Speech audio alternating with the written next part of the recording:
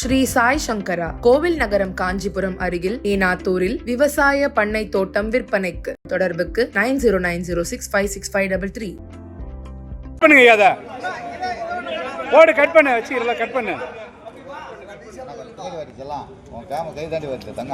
Okay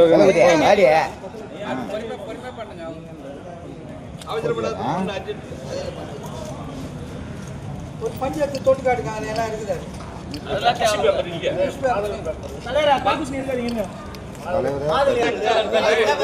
நீங்க இப்படி பின்னாடி நவர்ந்து நில்லுங்க.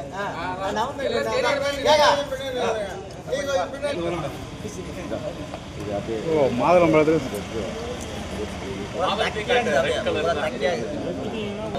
அப்படியே அறிங்க எல்லாரும் கால் பண்ணி எடுங்க. அம்மா தோட்டத்துல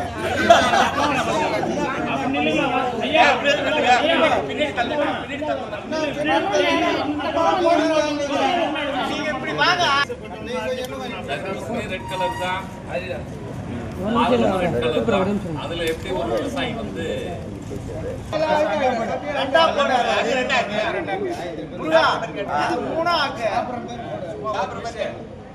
அப்படி இல்ல நீட்டா போல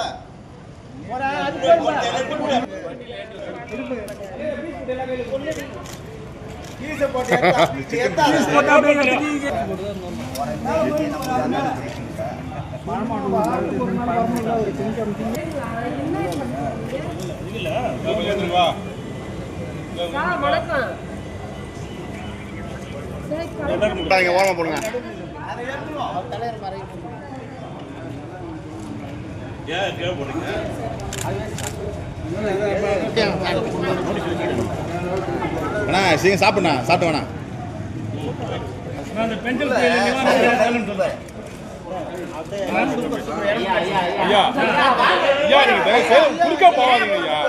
குறுக்க போவாதான்னு சொன்னா கேட்கவே மாட்டேன்.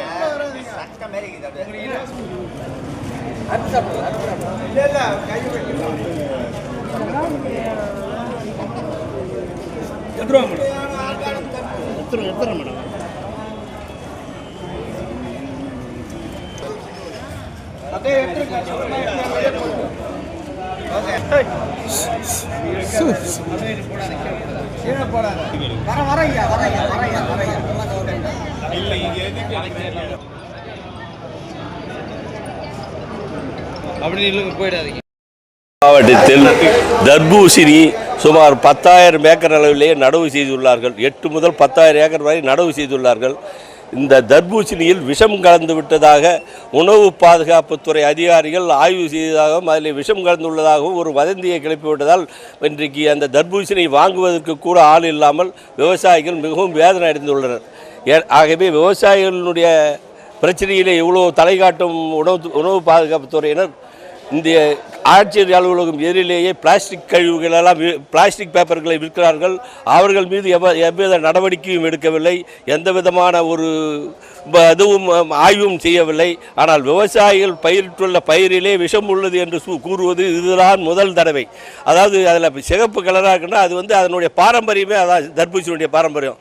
மாதுளை கூட சிகப்பாக தான் இருக்குது, அது அதனுடைய பாரம்பரியம் அது.